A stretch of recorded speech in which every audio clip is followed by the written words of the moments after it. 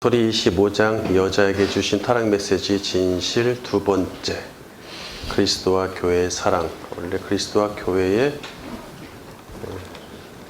계속되는 사랑인데 자리가 없어서 그냥 사랑이라고 했어요. 첫 번째 챕터 남편연의 문자적 해석과 재번역. 우리 지난 시간에는 이제 임신 출산 예언이죠.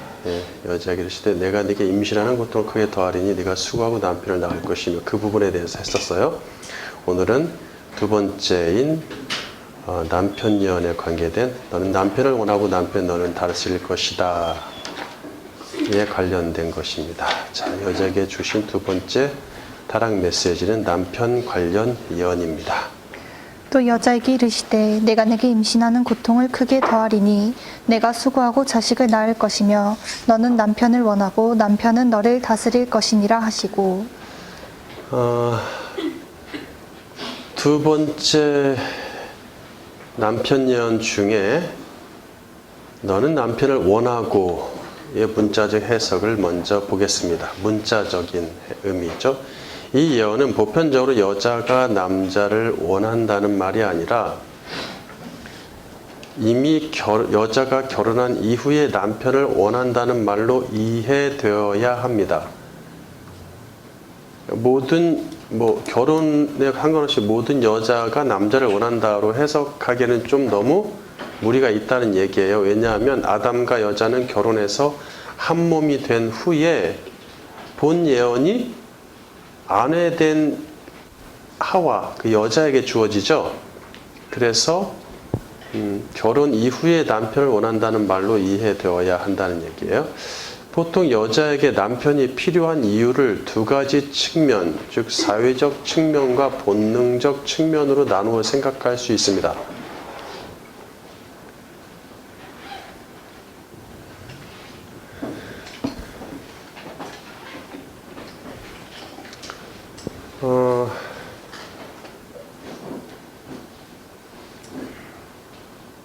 본능적이라는 것을 생물학적 측면이라고도 하는데 그냥 본능적으로 해도 괜찮을 것 같아요. 사회적 측면으로 보면 여자가 혼자 사는 것이 사회적으로 안정을 보장받지 못하거나 또 경제 생활을 할 수 없었던 시대, 그렇죠? 이것 때문에 여자 혼자 삶을 영위할 수 없었단 말이에요. 과거에는 다 그랬어요. 고대 시대부터. 물론 오늘날 여자의 안전이 보장되고 자유로운 경제활동이 가능한 시대에는 여자에게 꼭 남자가 필요하진 않습니다.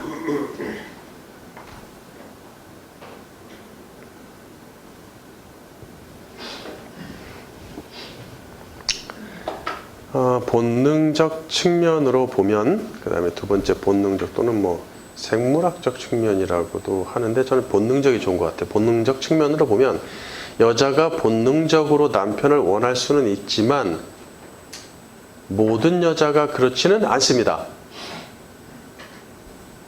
게다가 여자가 남편을 원하는 것보다 남자가 아내를 원하는 성향이 더 강하죠. 그래서 여자는 남자보다 독신도 많아요. 부부 중 한쪽이 사별하거나 이혼할 경우 여자는 그대로 혼자 살 수 있지만 남자는 혼자 살기 어려워 재혼하는 경우가 흔하다는 얘기죠. 자, 어떤 해석자는 여자가 아이를 가지려는 종족 번식의 본능으로서 이 생물학적 측면이겠죠. 남편을 원한다고 말합니다. 그죠? 그래서 앞서서 첫 번째 임신 출산 예언에서 임신을 크게 증가시키리니 이런 말씀이 있었죠? 그것을 그대로 문자대로 번역한 사람들은, 문자대로 해석하는 사람들은 임신 증가를 위해 여자가 남편을 원하도록 하셨다. 이게 말이 되죠? 내가 임신을 크게 증가하리니 이건 횟수의 증가인데 그렇다면 임신을 많이 하려면 어떻게 돼? 여자가 남자한테 빨리 어떻게 해야 돼? 달라붙어야 되겠죠. 그런 식으로 이렇게 연결이 자연스럽게 되는 듯 하단 말이죠. 오늘날은 오늘날은 한국 같은 경우에도 거의 뭐 요즘 뭐 젊은 어린 세대들이 자식은커녕 결혼도 안 하려고 하는 판국인데 무슨 자식까지는 가지도 못하고 임신은 뭐 둘째치고. 그러니까 이게 예언이 취소됐나요? 구약 시대에만 적용되는 예언인가? 하지만 종족 번식의 본능은 동물의 경우 수컷이, 사람의 경우 남자가 여자 못지않게 강하다는 것으로 나옵니다. 예. 뭐 여자가 원하는 만큼 남자도 원한다는 얘기죠.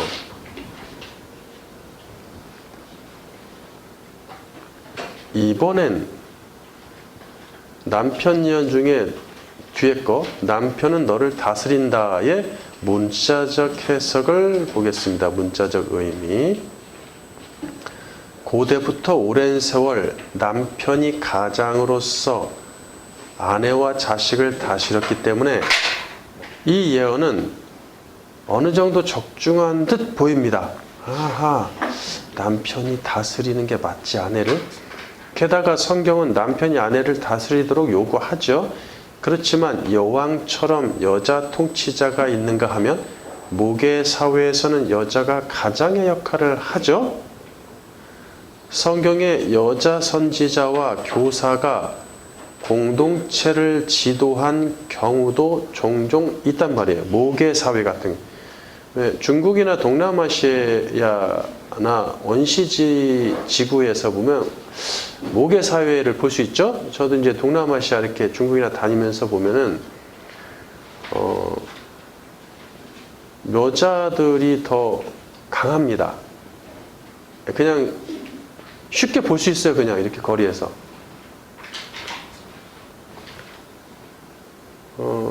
심지어는 여자분이 경찰을 폭행하기도 하는 것도 봤어요. 그 정도로 강합니다. 뭐 동남아시아 같은 데도 가면은 좀 가난한 나라들에 가면은 해먹을 다 집집마다 걸어놨죠. 캄보디아나 이런 데는 주로. 필리핀, 캄보디아 이런 데. 해먹을 걸어놨는데 해먹에서 뒹굴뒹굴하는 건 대부분 남자입니다. 아이들 빼고. 예. 거기에 엄마가 거기에서 뒹구는 것을 저는 아직은 한 번도 못 봤어요. 제가 주시하면서 보거든요. 지나가면서 항상 주시하면서 보면은 그런 경우가 많습니다. 이게 뭐냐, 모계사회. 그 엄마들은 여자들 가만히 있질 못하는 거예요. 집안을 먹여 살려야 되고 가장 역할을 해야 되니까. 거기서 여자가 다스린다는 의미가 더 강하지 남자가 다스린다는 의미는 좀 어려울 것 같아요. 찾아보기가. 성경에도 여자 선지자, 교사, 공동체를 지도한 경우가 종종 있죠. 구약의 미리암, 드보라, 훌다 같은 여자 지도자가 있고 신약에도 안나 선지자와 아볼로에게 성경을 가르쳤던 여자 교사 브리스길라가 있겠죠. 자, 오늘날은 대부분 여자가 남자와 동등하게 경제활동과 사회활동을 하기에 남편이 가장이 되어 가정을 다스린다는 표현 자체가 어색합니다. 예, 교회에서도 잘 안 해요, 이런 말을. 여자가 국가, 사회, 공동체의 지도자로 활동하는 경우가 너무 흔해지고 현대교회도 여자 목사나 선교사를 허용하죠. 오늘날 이제 뭐 유치원이나 어린이집 같은 데서도 이미 남녀의 혼란이 와서 그거에 의한 교육이 실시되고 있죠. 성 정체성이 어느 정도 막 혼란돼 있습니다. 그래서 남자, 여자 이런 말을 구별하는 것을 금지합니다. 그뿐만이 아니라 무슨 다스리고 통치하고 이런 말 했다가는 큰일 납니다. 벌써 그런 세상이 됐어요.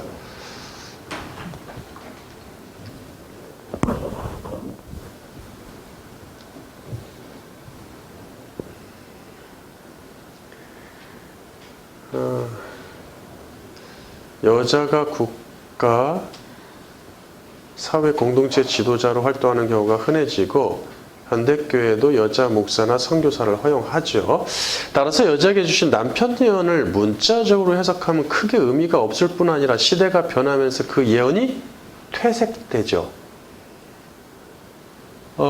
즉 남편 예언에서 여자를 모든 여성으로 보고 남편을 모든 남성으로 여성, 여자 사람, 남성, 남자 사람으로 본다면 여자가 남편을 원할지라도 꼭 그렇지는 않고 남편이 여자를 다스릴지라도 꼭 그렇지는 않습니다. 16절 너는 남편을 원하고 남편은 너를 다스릴 것이니라. 이 남편 예언의 올바른 해석을 위해 밑줄 친 너는 남편을 원하고의 의미를 분명히 이해해야 합니다. 흠정역과 바른 성경은 좀 다르게 번역하죠. 흠정역 너의 열망이 내 남편에게 있겠고 바른 성경 내 소원은 내 남편에게 있으나. 네. 단순히 뭐 사람을 원하는 수준이 아니죠. 조금 더 구체화되어 있죠. 원하고는 원어로 테슈카인데 갈망 또는 뭐 열망 이런 말도 있죠. 이런 뜻입니다. 의역이 돼 있지만 원래는 갈망이란 뜻이죠. 또 남편 앞에 무엇을 향하여 란 뜻의 전치사 L이 있습니다. 그래서 밑줄 친 문장을 너는 남편을 원하고 이 부분을 원어대로 직역하면 다음과 같습니다. 제번역 너의 갈망은 너의 남편을 향하고. 너는 여기서 여자겠죠? 두 번째 챕터 여자의 갈망은 남편을 향한다 를 생각해 보겠습니다. 하나님과 이스라엘의 빗나간 사랑. 그렇다면 여자의 갈망은 남편을 향한다는 예언의 의미는 무엇일까요? 구약에서 여자는 택한 백성을 상징하고 여자의 남편은 하나님을 상징하죠. 하나님은 처음부터 당신의 백성과 아름다운 러브 스토리를 만들기 원하셨습니다. 그래서 사람을 남자와 여자로 창조하셔서 이슈이샤 원리를 통해 사랑을 배우게 하셨습니다. 이시샤 원리 창조 스토리 학원의 42장에 참조하시고 자세히는 설명하지 않을게요. 사실 남녀의 사랑과 하나님과 그 택한 백성의 사랑이 관계가 있단 말이에요. 이시샤 원리에 의해서 관계가 있는데 이 설명은 창조 스토리 학원의 42, 43, 44, 45, 46, 47장까지 다 나와 있기 때문에 더 뭐 사실 설명할 게 없죠. 여기서는. 그래도 간략히는 얘기해야 돼요. 최초 택한 백성인 이스라엘을 선택하신 후, 그렇죠? 최초 택한 백성이죠, 이스라엘이. 선택하신 후 그들과 결혼하시고 러브 스토리를 펼치십니다.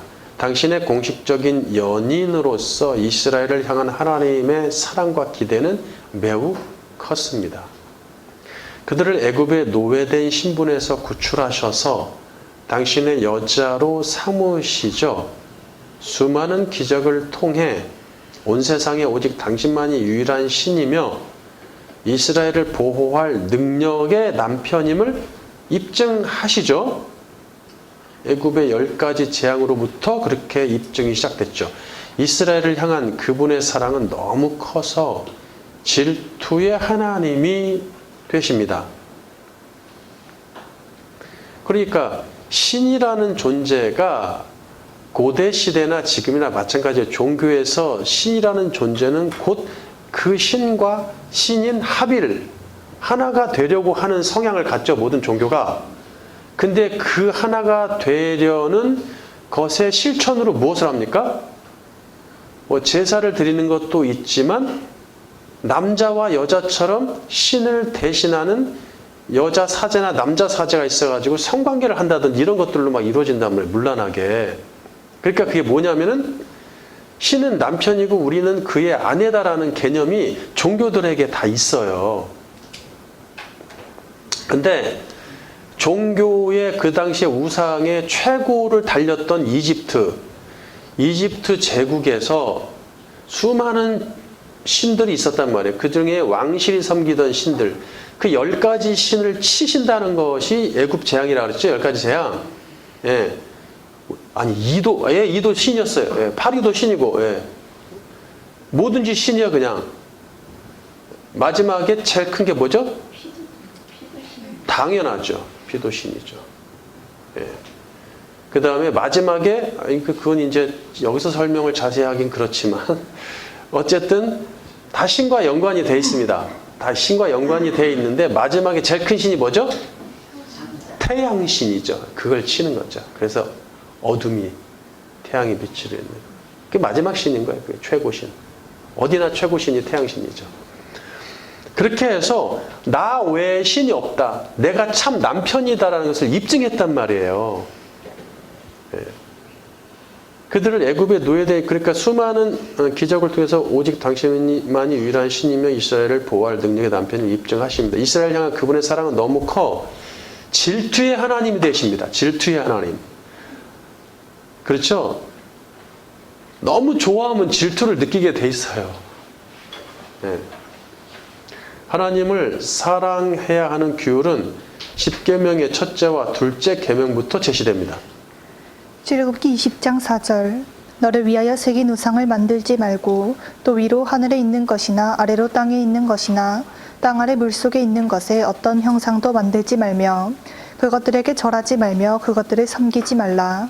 나 내 하나님 여호와는 질투하는 하나님인즉 나를 미워하는 자의 죄를 갚되 아버지로부터 아들에게로 3, 4대까지 이르게 하거니와 나를 사랑하고 내 계명을 지키는 자에게는 1000대까지 은혜를 베푸느니라. 또 걱정이 돼서 조금 얘기를 해야 될 것 같네. 애굽의 10가지가 신과 연관된 피신이 있는 게 아니라 피재앙은 뭘로 피로 만들었죠? 뭐를? 나일강. 나일강을 피로 만들잖아요. 나일강이 신이에요, 그들한테. 그 다음에 뭐 종기, 악성 종기 전염병 이런 거 다 병에 관련된 병을 가져오지 않게 만드는 신이 있거든요. 다 있습니다. 그래서 그것을 특히 뭐 어떤 전염병이 유행해서 많은 사람이 죽는다 그러면 그 전염병 현상을 만들어서 신으로 섬기는 거예요. 그런 일이 있었죠. 블레셋에서 어딘지 생각이 안 나요. 어디 몇 장인지 생각 안 나는데 블레셋에서 종기를 악성 종기 같은 것을 독종 뭐 이런 거라고 하는데 우리 한글 성경은 신으로 섬기고 그걸 모양으로 만들고 이런 일이 있었단 말이죠. 그런 일들이 고대에 있었어요. 예.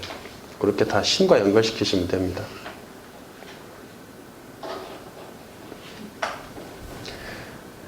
그뿐만 아니라 이스라엘에게 남녀에 관한 많은 규례를 주셔서 그 율법의 순종함을 통해서 이씨이샤 원리를 깨우치게 하십니다. 그들에게 주신 남녀의 규례에서 남성과 여성을 뜻하는 자카르와 네케바를 사용하지 않으시고 남편과 아내의 의미를 갖는 이씨와 이샤를 사용함을 유념해야 됩니다. 자카르 네케바 안 써요. 반드시 이씨 이샤를 씁니다. 하지만 그들은 남녀 규례를 악용하고 남자와 여자의 연합함으로써 하나님과 연합하는 원리를 깨우치지 못하죠. 하나님과 연합하기 위해서 남자 개념, 여자의 개념, 둘의 사랑 이런 것들을 먼저 실현해야 되는데 그래서 율법에 보면은 남녀의 규례가 매우 많습니다. 매우 많습니다. 그런데 그것을 이렇게 잘 악용해가지고 그걸 잘 이용해가지고 계속 아내를 갈아치우는 그런 행태가 보여지는 이게 참 슬픈 일이죠. 네? 그들은 육신의 본능을 쫓아 살았고 참 남편인 하나님을 떠나 다른 남편에게 갑니다. 사사기 2장 17절. 그들이 그 사사들에게도 순종하지 아니하고 오히려 다른 신들을 따라가 음행하며 그들에게 절하고 여호와의 명령을 순종하던 그들의 조상들이 행하던 길에서 속히 치우쳐 떠나서 그와 같이 행하지 아니하였더라. 예레미야 3장 20절 바른 성경. 참으로 이스라엘 백성아, 아내가 남편을 배반하고 떠나는 것처럼 너희가 나를 배신하였다. 여호와의 말이다. 이스라엘이 간음하는 과정을 문자로만 보면 이스라엘의 여자들이 모두 바람 피우고 부정한 성생활을 했다는 것으로밖에 안 보이겠죠? 그러면 얻을 게 없죠. 성경은 이 과정을 비유로 이야기하므로 이스라엘의 반역과 간음을 이시이시아 원리를 적용해서 풀어내야 합니다. 이스라엘이 먼저 하나님을 버렸지만 그분은 계속해서 돌아오라고 호소하십니다. 예레미야 3장 6절 바른 성경. 요시야 왕 때에 여호와께서 내게 말씀하셨다. 너는 배역한 이스라엘이 행한 것을 보았느냐? 그가 모든 높은 산 위, 모든 무성한 나무 밑으로 가서 거기서 음행을 하였다. 8절. 배역한 이스라엘이 간음한 일 때문에 내가 그를 내쫓고 이혼 증서를 주었으나 이를 보고도 그의 배반한 자매 유다가 두려워하지 않고 가서 음행하는 것을 내가 보았다. 그가 음행을 가볍게 여겨 그 땅을 더럽혔고 돌과 나무와 더불어 간음을 하였으나 12절. 너는 가서 이 말들을 북쪽을 향해 외쳐라. 배역한 이스라엘아, 돌아오너라. 여호와의 말이다. 내가 나의 노한 얼굴을 너희에게로 향하지 아니할 것이다. 나는 은혜로운 자니 노를 영원히 품지는 않는다. 여호와의 말이다. 8절에 그를 내쫓고 이혼 증서를 주었다.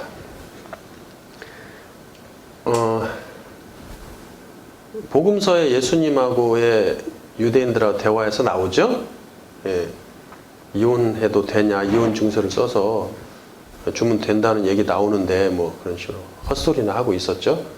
8절에 그를 내쫓고 이혼 증서를 주었다는 말은 간음한 아내 북이스라엘을 버려서 공식적으로 버려서 증서는 공식적인 문서죠. 아내 북이스라엘을 버려 아스루에게 주었다는 뜻입니다. 네. 남유다의 간음도 똑같아요. 다를 게 없습니다. 전 이스라엘이 끝내 돌아오지 않자 하나님도 그들을 버려 이방인의 손에 붙이시죠. 호세아 11장 1절. 이스라엘이 어렸을 때 내가 그를 사랑했으며 이집트에서부터 내 아들을 불러내었다. 그들을 부를수록 그들은 점점 더 멀리 갔고 바알들에게 제사하며 우상들에게 분향하였다. 5절. 그들이 이집트 땅으로 돌아가지 않더라도 아시리아가 자기 왕이 될 것이니 이는 그들이 내게 돌아오기를 거절하였기 때문이다. 칼이 그들의 성읍들을 휩쓸며 그 빗장들을 깨뜨려 삼킬 것이니 이는 그들의 계책 때문이다.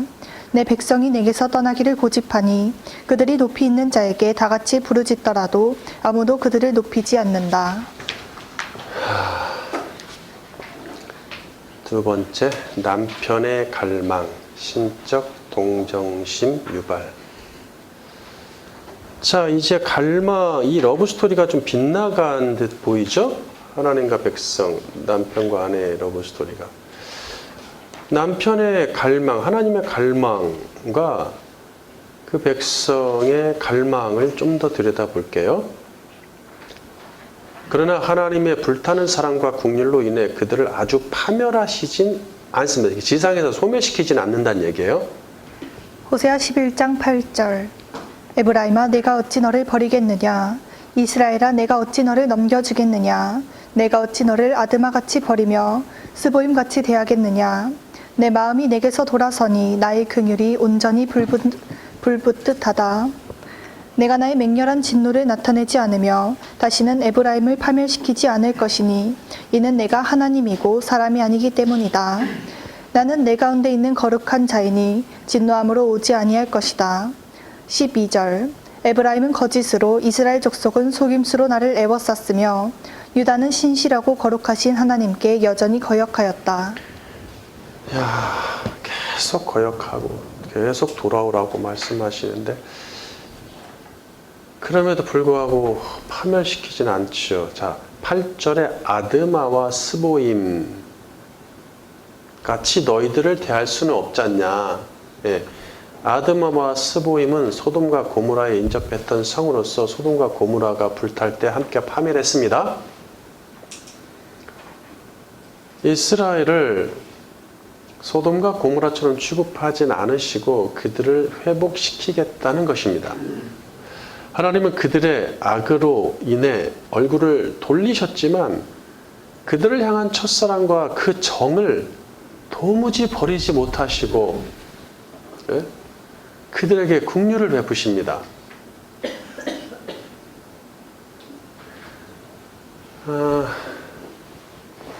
8절에 돌아서니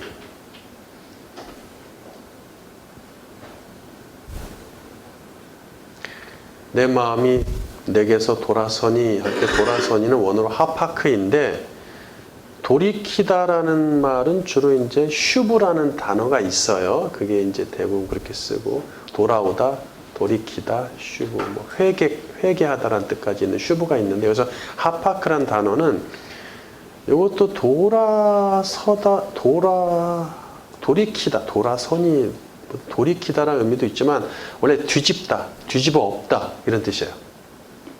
뒤집으면 변화되죠. 변화시키다. 바꾸는 거죠. 뒤집으니까 앞뒤가 바뀌는 거죠. 그런 뜻을 갖고 있습니다. 그래서 밑줄 친 부분 내 마음에 내게서 돌아서니 나의 긍휼이 온전히 불붙는 듯하다. 이 부분을 다시 직역하면 이게 왜 여기 있지? 좀 더 뒤에 있어야 되는데 이 부분 주읍시다. 그 다음에 긍휼 내 마음이 내게서 돌아서니 나의 긍휼이 온전히 불붙는 듯하다. 이 긍휼은 니훔인데 미가 나움 하박국 할 때 나훔도 그 같은 명사형인데 같은 계열로 위로, 동정, 후회를 뜻합니다. 이는 후회하다, 위로하다, 몹시 슬퍼하다, 유감으로 생각하다, 동정심을 느끼다라는 뜻의 동사 나함에서 유래했습니다. 우리 나함은 배웠죠? 네, 중요한 동사이기 때문에 여기저기서 배웠습니다. 니훔, 나훔이 나함의 명사형인데 나함 발음은 같아요. 동사도 나함이고 명사도 나함이고 또 니훔도 있고. 자, 후회를 하나님께 여기서 후회라는 말이 있는데 나함 계열 단어들이 후회를 하나님께 적용한다면 그것은 하나님의 힘든 마음을 사람의 심정으로 표현하신 것이라 보입니다. 만약 그렇게 번역을 그게 본 뜻을 가지고 그렇게 말씀하셨다면 하나님의 힘든 마음을 사람의 심정으로 대변했다라고 보시면 되겠죠. 그럼에도 번역자들은 나함 계열의 단어가 하나님께 쓰일 때 좀처럼 후회의 뜻으로 번역하지 않으려고 하죠. 왜? 완전하신 하나님께 후회가 있을 수 있겠느냐. 후회를 하시는 하나님 어떻게 우리가 신으로 섬기겠냐. 이렇게 좀 원론적인 얘기를 할 수밖에 없어요. 하지만 좀 더 깊이 들어가면 후회란 단어도 쓸 수 있어요. 근데 그것을 이해하기는 조금 수준을 요구하기 때문에 좀 어렵죠. 무슨 얘기인지는 알죠, 여러분들은. 예. 하나님은 후회하실 일을 하진 않으십니다. 그러나 그분이 후회된다라고 말씀하실 때는 매우 애석하다라는 얘기겠죠. 너희들이 뉘우치고 후회하는 것처럼 나도 그런 마음이 든다 얘들아. 이런 뜻으로 하신 말씀이겠죠. 그럼에도 잘 쓰려고 안 해요. 그런 말을 웬만해서는. 그래서 위 구절에서 그러니까 잘 쓰지 않으려고 하는 것도 저는 괜찮은 생각이라고 봐요. 저도 그쪽에 찬성을 해요. 한 표를 던지고 싶어요. 웬만하면 하나님께 나움 계열 동사나 명사를 갖고 후회라는 단어를 적용하지 않았으면 좋겠다라는 생각입니다. 그래서 위 구절에서 니훔의 번역에 대하여 영어 성경들은 후회, repenting, 그러니까 후회와 sympathy, 동정심으로 나뉩니다. 둘로. 동정심, compassion이라는 단어도 있긴 한데 그거보다 이게 좀 더 나은 것 같아요. 후회와 동정심으로 나뉩니다. 갈려요. 한글 성경은, 영어 성경은 둘로 갈리는데 한글 성경의 경우는 대부분 긍휼의 의미로 번역을 해요. 긍휼, 불쌍히 여김 이런 식으로 번역을 하는데 킹 제임스 계열은 그거는 아니다.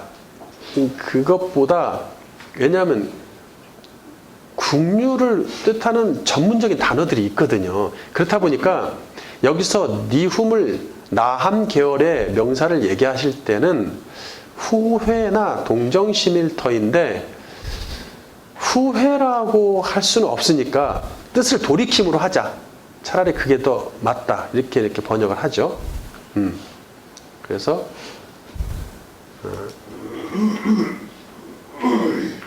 내가 불붙듯이 뜻을 돌이키고 싶다 이런 식으로 이제 번역이 된다는 얘기죠. 킹제임스 한글 킹제임스 계열은 특별히 니훔의 복수형으로 여기서 또 복수형으로 쓰였어요. 그러다 보니까 하나님이 여러 생각들로 복수형이니까 마음이 괴로우신 상태를 대변한다고 볼 수 있죠.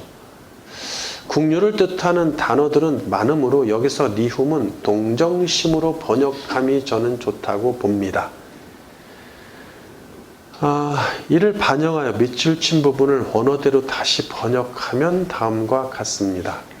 재번역. 내 마음이 내게서 뒤집히고 동시에 나의 동정심들이 불붙는다. 네. 뒤집힌다. 하파크.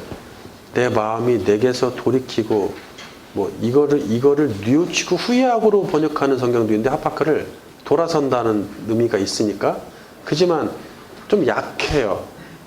뒤집힌다가 전 좋은 것 같아요. 내 마음이 내게서 내 안에서 마음이 뒤집힐 정도야. 이게 이 하나님이 뭐 조금 뭐 서운하다 이런 수준이 아닙니다. 지금 그렇게 보시면 안 돼요. 동시에 나의 동정심들이 불붙는 뜻이에요. 복수형으로 쓰는 게 뭐 여러 개라는 뜻도 있지만 좀 큰 거대한 너무 크다는 것도 복수형으로 쓰기도 하는데 그렇습니다. 이 동정심은 사람이 타인을 불쌍히 여기는 동정심과는 차원이 달라요. 사람의 동정심하고는 달라요. 동정심이 느껴질 정도로 불쌍한 사람이 있다 칩시다. 그렇죠? 동정심을 불러일으키는 사람들이 보인단 말이야. 그러면 그 사람을 봤을 때 그가 나는 동정심을 느끼지만 그 사람이 나를 싫어한다면 나를 싫어하거나 또는 나와 척을 지기를 반복한다면 내 안에서 그 사람을 향한 동정심이 계속 나타나겠습니까? 없어지죠. 적개심을 느낄 수밖에 없어요. 그게 사람이에요. 동정심은 고사하고 사람이라면 자기에게 한두 번만 배반해도 척지고 원수가 됩니다. 나에게 속된 말로 뭐 뒤통수를 쳤다. 한 10번 뒤통수 친 사람이 어느 날 와서 야, 나 좀 도와줄래? 쫄딱 망해가지고 그럼 도와줄 수 있는 분 계세요 혹시? 거의 신적인 존재예요. 반면 하나님은 사람이 아니시기에 배반의 횟수를 초월하는 신적 동정심을 소유하십니다. 물론 이 신적 동정심이 이제 그분이 신이 우리 안에 들어오면 우리도 신적 동정심이 발현돼야 됩니다. 그것이 뭐예요? 아가페 사랑. 몇 번 용서하는 거예요. 그래서 7번씩 70번은 완전수죠. 완전히 끝까지 모든 것을 용서해야 되는 그 아가페 사랑이 우리 안에서 신적 동정심이 발휘되었을 때 나타납니다.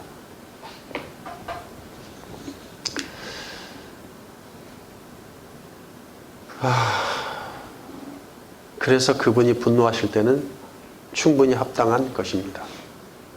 횟수를 초월하는 신적 동정심을 그분은 소유하셨는데 그럼에도 그분이 분노하실 때는 충분히 합당한 것이다. 반론할 것이 없다.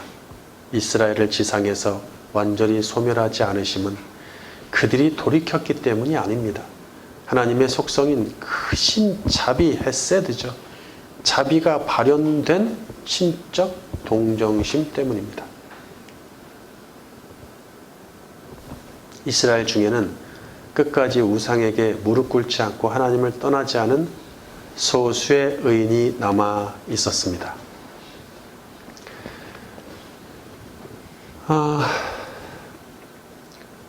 옛 시대의 둘의 러브 스토리는 끝난 듯 보이지만 하나님은 그 사랑을 반드시 회복하리라고 약속하십니다. 이사야 54장 1절. 잉태하지 못하며 출산하지 못한 너는 노래할지어다. 상고를 겪지 못한 너는 외쳐 노래할지어다. 이는 홀로 된 여인의 자식이 남편 있는 자의 자식보다 많음이라. 여호와께서 말씀하셨느니라. 이는 내가 좌우로 퍼지며 내 자손은 열방을 얻으며 황폐한 성읍들을 사람 살 곳이 되게 할 것임이라. 두려워하지 말라. 내가 수치를 당하지 아니하리라. 놀라지 말라. 내가 부끄러움을 보지 아니하리라. 내가 내 젊었을 때의 수치를 잊겠고 과부 때의 치욕을 다시 기억함이 없으리니 이는 너를 지으신 이가 내 남편이시라. 그의 이름은 만군의 여호와이시며 내 구속자는 이스라엘의 거룩한 이시라. 그는 온 땅의 하나님이라 일컬음을 받으실 것이라. 여호와께서 너를 부르시되 마치 버림을 받아 마음에 근심하는 아내 곧 어릴 때의 아내가 되었다가 버림을 받은 자에게 함과 같이 하실 것임이라. 내 하나님께서 말씀하셨느니라. 참고로 이사야 54장 1, 2, 3절 해석을 좀 바꾸었습니다. 창조 스토리 1권에 바라 사역 얘기할 때 앞부분이죠.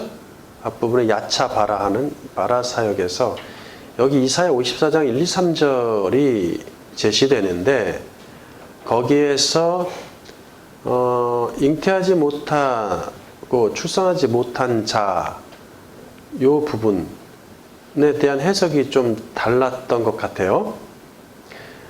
그게 어떤 부분에 대한 거냐면 이 창조 사역으로 회복되고 새롭게 되는 것이 이스라엘뿐 아니라 민족 이스라엘뿐 아니라 모든 민족 이방에게까지 영향력을 세계적인 구원으로 그렇죠? 이렇게 간다라는 설명에서 이 구절이 나와요. 근데 여기서 3절에 이는 내가 좌우로 퍼지면 내 자손은 열방을 얻으며 민족들이란 뜻인데 민족들을 얻으며 라는 뜻이기 때문에 온 민족이 함께 이스라엘과 함께 구원받는 이런 세계적인 구원을 이야기할 때 이 구절이 나왔었는데 그때 잉태하지 못한 출산하지 못한 것을 상교를 겪지 못한 자를 이방인으로 해석했습니다. 그 부분 정정하겠습니다. 이걸로 갈게요. 이스라엘은 출애굽 시절에 버려진 아이였고 그녀를 데려다가 사랑으로 키워서 왕이신 하나님의 여자로 들여져 왕비가 되었습니다. 그때가 6절에 어릴 때 아내가 되었다에 해당하죠. 어릴 때 아내가 출애굽 시절이죠. 그러나 지속적으로 남편을 배반하고 간음하니 버려지죠. 그래서 홀로 된 여인, 즉 과부가 됩니다. 홀로 된 여인, 과부 이런 말 나오죠. 게다가 1절에 임신, 출산을 못하고 잉태하지 못하고 출산하지 못하고 산고도 겪지 못했으니 무슨 뜻이에요? 자식마저 없습니다. 고대 자식 없는 여인이 간음하여 버려지면 가장 천한 여자가 됩니다. 남편 보호도 없고 자식의 미래도 없는 치욕을 겪게 되죠. 하나님은 이스라엘에게 돌이키셔서 그러니까 이건 실제 여인, 사람의 결혼에서 나타나는 현상을 가지고 비유를 드시는 거예요. 하나님은 이스라엘에게 돌이키셔서 과거 수치와 치욕을 잊을 정도로 큰 신적 긍휼을 부어 주시니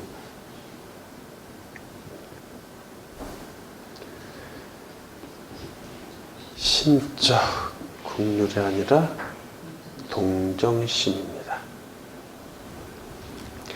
그들의 영적 열매가 남편 있는 자의 자식보다 더 많을 것이다. 미래의 시대죠. 그들의 수치는 잠깐이었지만 그들이 받을 자비는 영원한 헤세드를 받게 된다는 거예요. 영원한 자비를 받을 것이다. 7절 내가 잠시 너를 버렸으나 큰 긍휼로 너를 모을 것이요 내가 넘치는 진노로 내 얼굴을 내게서 잠시 가렸으나 영원한 자비로 너를 긍휼히 여기리라. 내 구속자 여호와께서 말씀하셨느니라.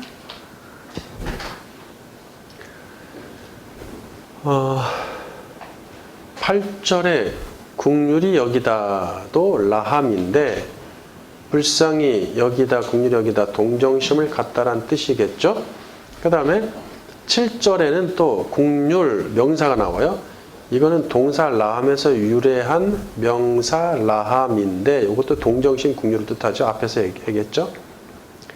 구약에서 라함 계열 단어는 사람에게는 잘 사용하지 않고 하나님께 사용하는 특별한 단어로서 신적 동정심에서 비롯된다고 했어요.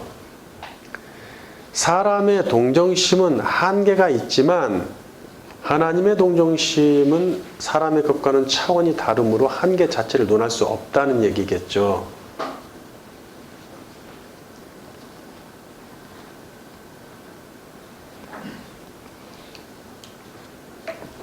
이스라엘의 배반은 셀 수 없을 정도였음에도 불구하고 신적 동정심은 결국 그들을 회복시키기에 이릅니다. 이 회복은 일시적 제한적이 아닌 궁극적 회복이기에 그분의 영원한 자비가 실현되어 영원한 구원에 이를 것입니다. 세 번째, 아내의 갈망. 지금까지는 하나님의 갈망이 신적 동정심으로 나타났다. 하나님의 갈망. 지금 이제 세 번째, 아내의 갈망, 백성의 갈망을 볼게요. 메시아를 기다림. 그런데 그분의 영원한 자비와 구원은 반드시 메시아를 통해서 이루어지게 하셨습니다. 이스라엘의 남은 자는 포기하지 않고 메시아의 그날을 기대하면서 그분의 신적 동정심이 발현되는 날을 갈망한단 말이에요. 메시아를 기대한다. 언제부터? 오늘 본문 창세기 3장 에덴 동산에 그들부터. 여자의 시가 나왔잖아요. 인류 역사 전체에서. 시편 42편 1절. 하나님이여 사슴이 시냇물을 찾기에 갈급한 같이 내 영혼이 주를 찾기에 갈급하나이다. 내 영혼이 하나님 곧 살아계시는 하나님을 갈망하나니 내가 어느 때에 나아가서 하나님의 얼굴을 배울까. 사람들이 종일 내게 하는 말이 내 하나님이 어디 있느뇨 하오니 내 눈물이 주야로 내 음식이 되었도다. 시편 119편 81절 바른 성경. 내 영혼이 주님의 구원을 갈망하여 피곤하며 나는 주님의 말씀에 내 소망을 둡니다. 내 눈이 주님의 말씀을 갈망하여 피곤하면서 나는 말하기를 주께서 언제나 나를 위로해 주실까 말합니다. 내가 연기 속에 가죽 부대같이 되었으나 내가 주님의 규례들을 잊지 아니하였습니다. 주님의 종의 날들이 얼마나 되겠습니까? 언제 주께서 나를 박해하는 자를 심판하시겠습니까? 이사야 26장 8절 바른 성경. 여호와시여 주님의 심판의 길에서 우리가 주님을 기다리며 주님의 이름과 주님의 명성을 우리 영혼이 갈망합니다. 네. 그러니까 이런 시가서나 선지서에서의 이 간절한 갈망들이 많죠. 특히 한탄시에서도 많이 나오죠. 갈망시가. 이 갈망시, 갈망의 글들은 다 어디를 향하고 있어요? 메시아 시대를 향하고 있습니다. 궁극적으로 그 시대, 그리고 그 시대의 신적 동정심이 발현되기를, 실현되기를 갈망하고 있단 말이죠. 옛시대의 의인들은 하나님과의 교제의 한계를 느낍니다. 메시아가 오셔서 궁극적인 구원이 실현되고 하나님을 뵙게 되기를 갈망하며 기다립니다. 왜 하나님과의 교제의 한계를 느꼈는지는 창조 스토리에 전체 다 나와 있다고 봅니다. 솔로몬은 술람미 여인과의 사랑을 통해 새 시대에 있을 신랑 메시아와 그분의 신부의 깊은 사랑을 노래하죠. 아가 7장 10절 킹제임스 흥정역. 나는 나의 사랑하는 이의 것이요 그분의 열망이 나를 향하는도다. 위 구절은 신부의 고백으로서 나의 사랑하는 이, 그 다음에 그분은 메시아를 가리키겠죠. 네. 그 다음에 갈망을 뜻하는 테슈카가 여기 또 나옵니다. 이 구약에 딱 3번 쓰였어요. 3번 쓰여서 이게 서로 관계성이 있습니다. 세 구절이. 하나는 가인에게 쓰였는데 그거는 타락스토리 학원에서 다루어야 될 거예요.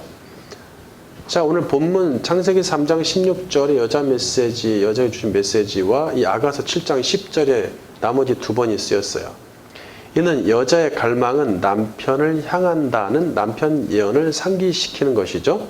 그렇죠? 아가가 아가서가 솔로몬이 자기 술람 여인하고 사랑 이야기를 통해서 메시아 그리스도와 교회의 사랑 이야기를 노래한단 말이에요. 그 신랑 신부의 앞으로 있을 신랑 신부의 사랑을 이야기하는데 노래하는데 거기서 테슈카라는 단어 그분을 그를 나는 굉장히 원합니다. 이런 말을 하려면 단어가 많아요. 근데 일부러 이 테슈카 딱 3번밖에 쓰이지 않고 첫 번째 언제 쓰였어요? 창세기 3장 16절에 여자의 갈망이 남편을 향한다라고 할 때 그때 한 번 쓰인 건데 다시 쓴다는 것은 연관시키고 있다는 얘기예요. 서로 이렇게 연관시키고 있다. 구약시대 내내 여자의 갈망과 남편의 갈망이 동시에 충만했죠. 따라서 새 시대에 이루어질 그리스도와 교회의 러브스토리는 일방적일 수 없이 쌍방이 불붙는 사랑을 실현해 냅니다. 쌍방이 불붙는 사랑을 실현해 냅니다. 새 시대에는 짝사랑이 아니라 쌍방이 불붙는 사랑을 실현해 낸다고요.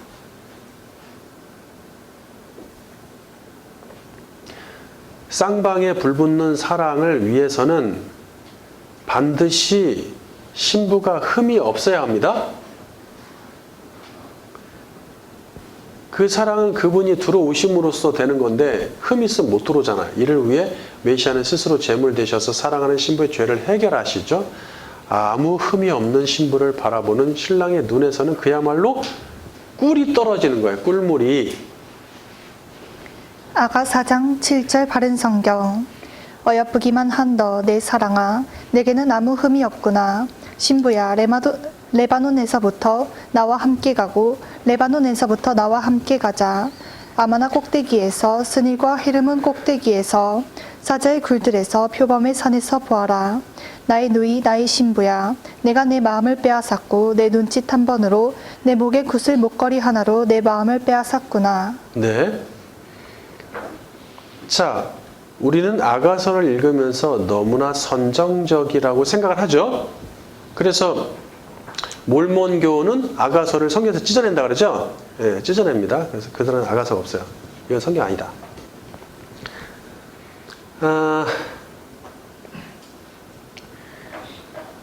사실 굉장히 선정적인 게 많은데 그런 본문을 교회에서 이야기하기가 참 어렵습니다. 이게 서양은 쉬운데 동양은 좀 어려워요. 특히 한국은 남녀 칠세 부동석에 의해서 그 뿌리 깊이 뼛속 깊이 유교주의가 좀 들어가 있어요. 그렇다 보니까 이런 말을 못해요. 근데 서양은 좀 쉽죠. 그런 것들이 자연스럽죠. 자, 그것은 사람이 만들어 놓은 선입견일 뿐입니다. 지역과 나라에 따라서 문화가 다르니까 그렇게 나타나는 것처럼 선입견일 뿐이죠.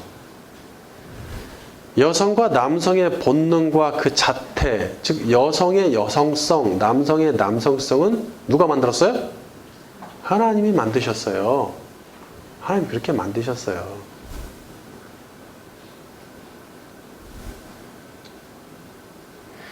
우리 엄마 아빠가 만든 게 아니라 하나님이 만드셨다고요.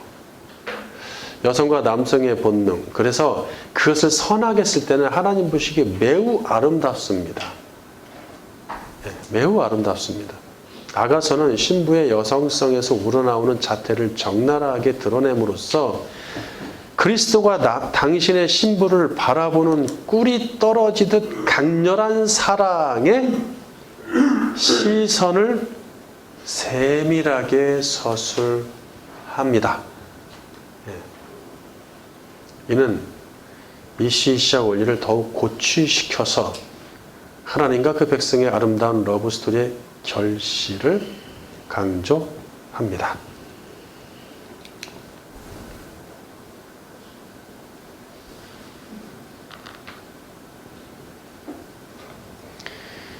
결국엔 하나님의 신적 동정심은 메시아를 통해 온전히 실현되어 당신의 아들과 그 아들을 따르는 사람들의 정혼을 성사시킬 것입니다.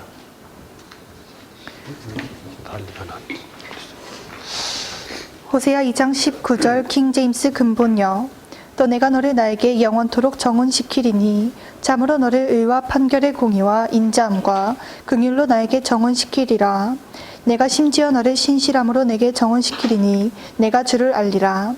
23절 또 내가 땅에서 그녀를 내게로 심을 것이요 또 내가 긍휼을 얻지 못했던 그녀에게 긍휼을 베풀며 또 내가 내 백성이 아니었던 자들에게 이르기를 너는 내 백성이라 하며 그들은 이르기를 주는 나의 하나님이시니이다 하리라. 그러니까 뭐 정언을 하겠다고 하나님이 정언을 하겠다고 하는데 백성하고 여기 인자 헤세드가 나오고 국률 나함이 나오고 제데크가 나오고 미시파트가 나오고 막 난리 났는데 이게 뭔 상관이냐라고 하시는데 구약에서 제데크 하나님의 의, 공의, 미시파트, 인자함, 헤세드, 신실하심, 에무트까지 그 다음에 여기 라함, 동정심, 신적 동정심 이런 성품들 하나님의 본성 이런 것들이 온전히 실현된 것이 메시아이고 그분이 우리와 정언하는 것입니다.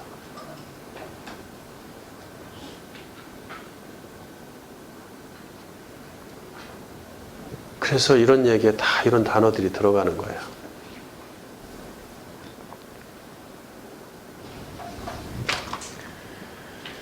(23절에) 보니까 그렇게 해서 정언한 다음에 또 내가 땅에서 그녀를 내게로 심을 것이요. 그래서 라함을 받지 못하던 자에게 라함을 베푼다. 동정심 없던 자에게 동정심 베푼다. 이렇게 해도 괜찮습니다. 그래서 결론은 뭐예요? 너는 내 백성이 되고 나는 너의 하나님. 이게 하나님 나라의 뭐죠? 네? 건국, 이념. 네. 이 성취된다는 얘기예요. 자, 근데 23절에 심는다는 말이 나요. 내가 땅에서 그녀를 내게로 심을 것이요. 원어로 자라인데 이게 심을 것이요는 심다는 원어로 자라인데 씨를 뜻하는 제라의 원형 동사예요. 그러니까 제라가 여기서 온 거예요. 원형 동사 씨를 뿌리다라는 뜻이에요. 씨를 뿌리다. 내가 땅에서 그녀를 내게로 심을 것이요. 란 말은 비록 당신의 여자가 땅에서 살지만 당신이 계신 하늘에 속한 신부가 되어서 당신에게 씨를 뿌린다는 뜻입니다. 네?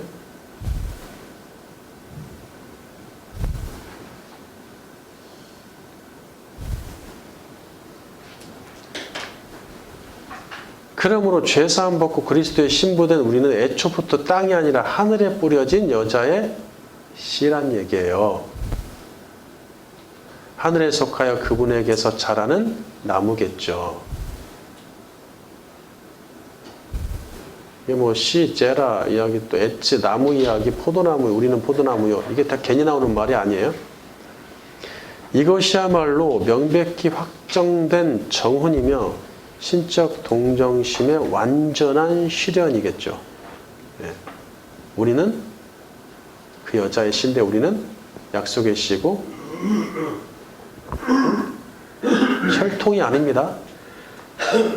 하늘에 뿌려져 있어요. 그래서 우리는 어디서 자라는 사람이에요? 하늘에서 자라는 사람들입니다. 세 번째 챕터, 남편은 여자를 다스린다. 하나님이 당신의 여자를 다스리신다. 이제 남편년 두 번째, 남편이 여자를 다스린다의 상징적 해석을 보겠습니다. 구약시대에 하나님과 결혼한 이스라엘은 오직 하나님을 남편과 가장으로 모셔야 합니다. 이는 하나님의 다스림을 받아들인다는 뜻이겠죠. 하나님의 다스림 또는 통치를 받아들인다.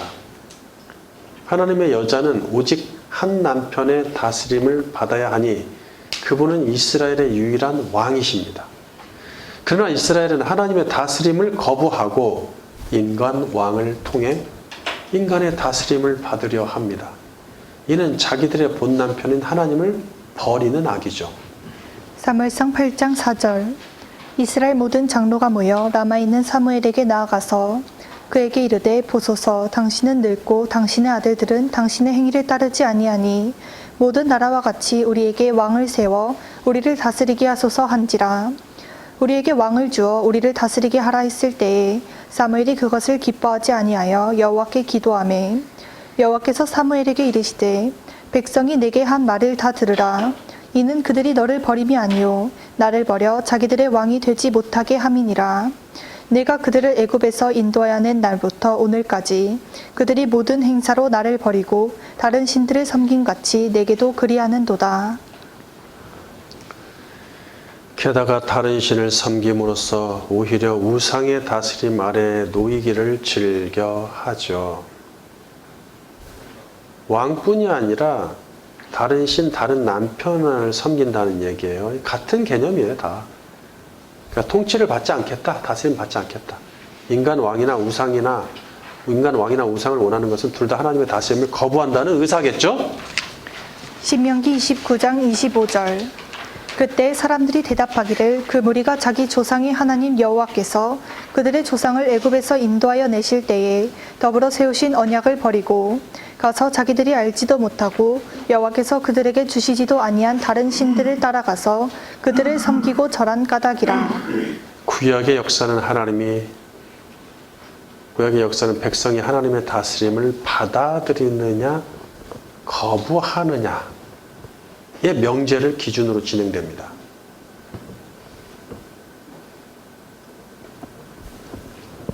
하나님이 인간 왕이 백성을 괴롭게 하고 세금을 거두며 자식을 전쟁터로 데려가게 될 것을 경고하셨지만 이미 하셨죠?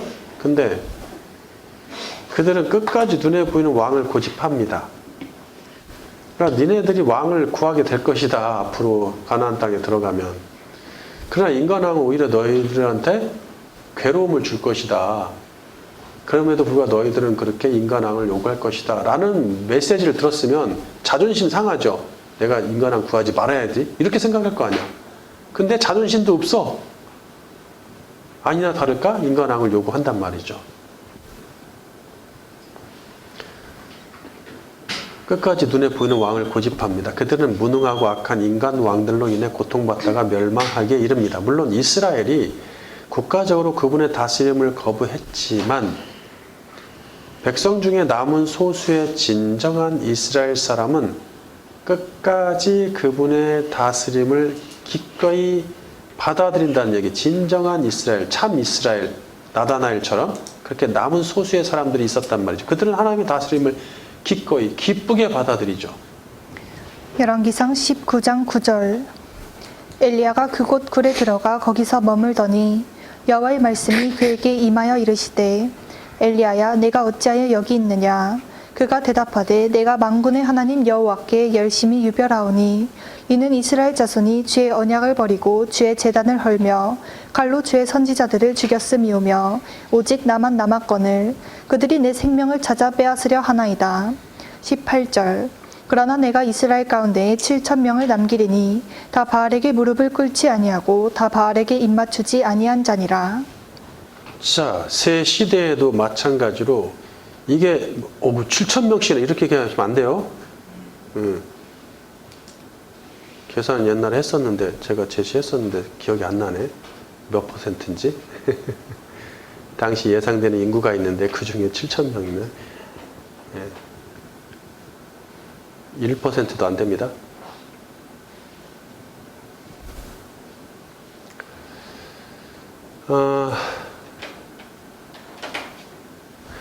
근데 이 소수의 남은 자는 새 시대에도 마찬가지로 소수의 남은 자만이 그분의 다스림을 받아들임으로써 은혜를 입게 되죠. 로마서 11장 2절. 하나님이 그 미리 하신 자기 백성을 버리지 아니하셨나니 너희가 성경이 엘리야를 가리켜 말한 것을 알지 못하느냐. 그가 이스라엘을 하나님께 고발하되 주여 그들이 주의 선지자들을 죽였으며 주의 제단들을 헐어버렸고 나만 남았는데 내 목숨도 찾나이다 하니 그에게 하신 대답이 무엇이냐. 내가 나를 위하여 바알에게 무릎을 꿇지 아니한 사람 7,000명을 남겨두었다 하셨으니 그런즉 이와 같이 지금도 은혜로 택하심을 따라 남은 자가 있느니라. 만일 은혜로 된 것이면 행위로 말미암지 않음이니 그렇지 않으면 은혜가 은혜되지 못하느니라. 자, 바알에게 무릎 꿇은 자는 다 멸망했죠? 그들 천국 가 있어요? 그들 천국 갑니까? 그 말이 안 되죠. 만인 구원론, 보편 구원론은 뭐야? 도대체? 그뿐이 아니라 바울이 뭐라고 얘기해요? 5절에 그런지 이와 같이 지금도 새 시대인 오늘날도 은혜로 택하심을 따라 누가 있다고? 그 남은 자가 있다. 지금도. 만인 구원론? 아니다. 소수의 남은 자만 구원받는다. 은혜로. 그것도 은혜로. 두 번째, 신랑인 메시아가 신부인 교회를 다스린다. 하나님의 다스림에 대한 공식적인 거부로 국가 이스라엘은 버려지지만 이것으로 남편의 다스림이 실패로 돌아가진 않습니다. 당신의 아들을 왕으로 보내셔서 온전한 통치가 이루어질 때 그 왕의 다스림을 받으라고 말씀하십니다. 신명기 18장 15절 내 하나님 여호와께서 너희 가운데 내 형제 중에서 너를 위하여 나와 같은 선지자 하나를 일으키시리니 너희는 그의 말을 들을지니라. 이사야 32장 1절 보라 장차 한 왕이 공의로 통치할 것이요. 그 메시아 왕의 다스림은 견고하여 쓰러지지 않고 영원합니다. 역대상 17장 10절 전에 내가 사사에게 명령하여 내 백성 이스라엘을 다스리던 때와 같지 아니하게 하고 또 내 모든 대적으로 내게 복종하게 하리라. 또 내게 이르노니 여호와가 너를 위하여 한 왕조를 세울지라. 14절 내가 영원히 그를 내 집과 내 나라에 세우리니 그의 왕위가 영원히 견고하리라 하셨다 하라. 이사야 9장 6절 바른 성경 한 아기가 우리를 위해 태어났고 한 아들을 우리에게 주셨는데 그 어깨 위에 통치권이 있으며 그 이름은 위대한 상담자라 전능하신 하나님이라 영존하시는 아버지라 평강의 왕이라 불릴 것이다. 그의 통치력은 확대되고 평화는 끝이 없을 것이며 다윗의 보좌에 앉아서 그 나라를 굳게 세우고 지금부터 영원까지 공평과 정의로 그것을 보존할 것이니 만군의 여호와의 열심히 이 일을 이루실 것이다. 구약의 남은 자들은 평강의 왕이 다스리는 나라를 고대했습니다. 갈망이 남편을 향하는데 그것이 누구한테 향하고 있어요? 평강의 왕 여호와 이름을 하나님으로 오실 그분께 향하고 있다는 얘기예요. 하나님의 아들 예수 그리스도가 그 왕으로 오시고 그런 신랑이 되셔서 당신을 따르는 교회를 신부로 맞아들이십니다. 이제 온 땅의 교회들은 평강의 왕이시며 신랑이신 왕과 남편이죠. 다스림은 무엇으로 표현된다 해서 구약시대 왕과 남편으로 평강의 왕이시며 신랑이신 그리스도의 다스림을 받습니다. 히브리서 7장 1절 이 멜기세덱은 살렘 왕이요 지극히 높으신 하나님의 제사장이라. 여러 왕을 쳐서 죽이고 돌아오는 아브라함을 만나 복을 빈자라. 아브라함이 모든 것의 10분의 1을 그에게 나누어 주니라. 그 이름을 해석하면 먼저는 의의 왕이요 그 다음은 살렘 왕이니 곧 평강의 왕이요. 이 살렘 왕 멜기세덱을 만났을 때 연합군을 무찌르고 돌아온 황제가 된 아브라함이 어떻게 합니까? 기세 등등해서 뭘 받아요? 아니죠. 그 앞에 무릎 꿇죠. 그리고 그분께 제물을 올려드리죠. 그건 뭐예요? 당신의 통치를 받겠습니다. 이런 뜻이죠. 당신이 나를 다스리소서. 그게 누구죠? 그리스도시죠. 그리스도가 나타나셔서 아브라함은 그를 받아들이죠. 통치를. 구약시대에 이스라엘은 남편 하나님께 돌아왔다고 늘 거짓말을 했습니다. 뭘 자꾸 돌아오라고 하십니까? 막 이렇게 질문하죠. 그들은 율법의 어떻게 돌아옵니까? 그들은 율법의 제사를 드리는 종교 행위를 유지했기에 하나님께 돌아온 것이라 자부했습니다. 하지만 그들의 마음은 다른 남편에게 있기에 자기 욕구대로 살았어요. 이는 말로만 그분의 다스림을 받아들이고 마음은 딴 데 있는 거짓이죠. 예레미야 3장 10절 바른 성경 이 모든 일에도 불구하고 그의 배반한 자매 유다는 진심으로 내게로 돌아오지 않고 단지 거짓으로 돌아올 뿐이었다. 여호와의 말이다. 네.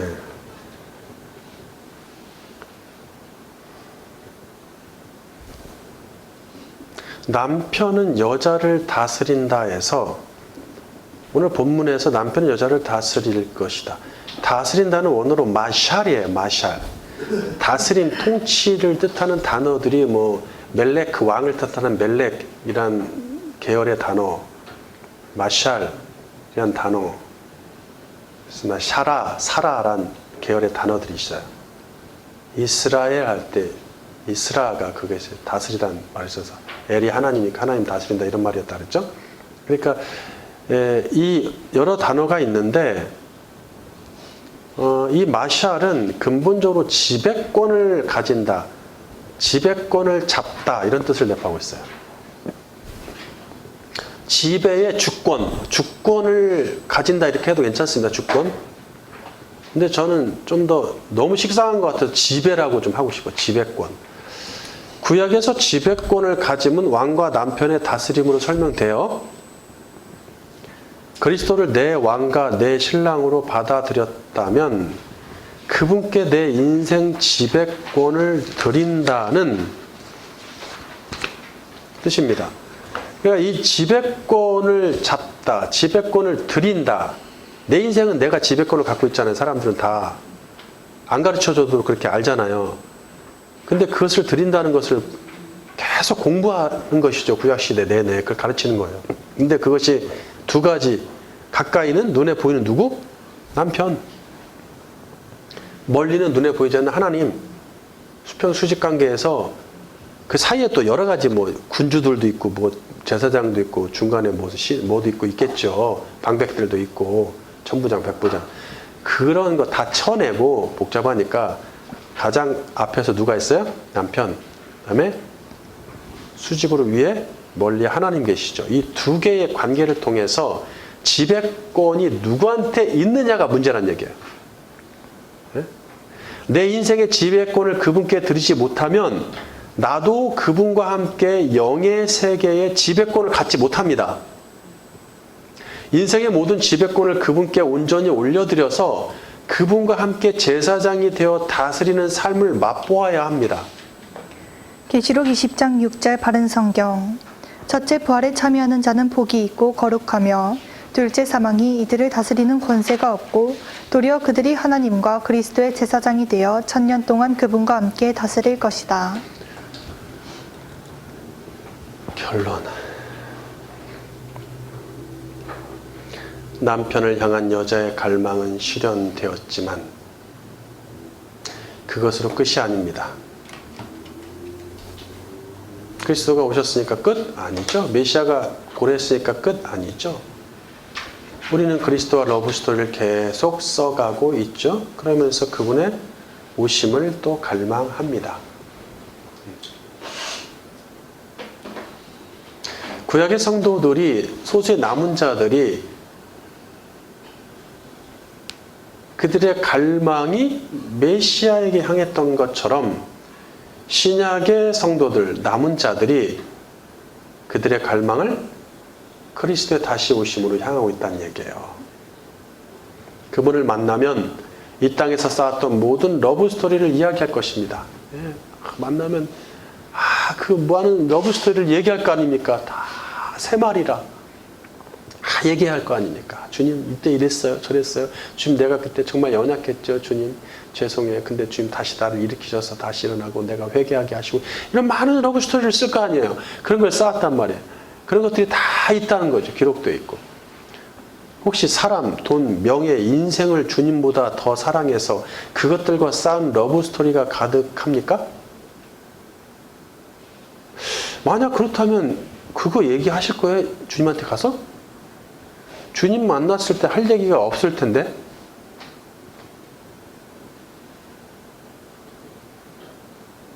그야말로 낭패입니다. 그런 사람의 갈망은 남편을 향한다고 보기 어렵겠죠. 아울러 우리는 자신이 하나님과 그리스도의 다스림을 생각합니다. 다스림을 진정으로 받아들이고 있는지도 점검해야겠어요. 말로는 그분의 다스림을 인정한다고, 우리는 그분의 통치를 받고 있지. 그분 우리의 남편이야. 신랑이셔. 우리의 왕이셔. 말하는데 인생 주권 지금 누가 잡고 있어요? 응?